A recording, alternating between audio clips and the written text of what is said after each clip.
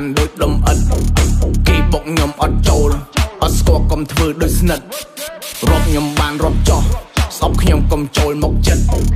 មានមិត្ត2 3នាក់ប្រសើរជាងយកកពើធ្វើមិត្ត Yes sir you know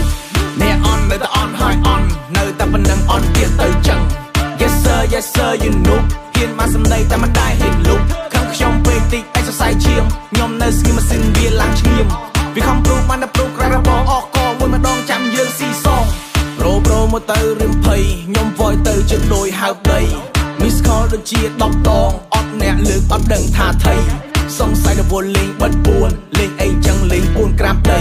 ជួបខ្ញុំមិនឡានអត់ប្រាំងឡានស៊ីសាំងឬក៏ឡានដឹកស្បៃមកស្រីខ្លួនឯងមើលថែមិនបានផងយើងមកអោបកខ្ញុំខ្សឹបតាមស្រឡាញ់បង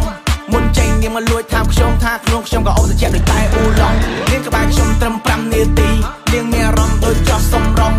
ស្រស់ស្រួលតែខ្ញុំមិន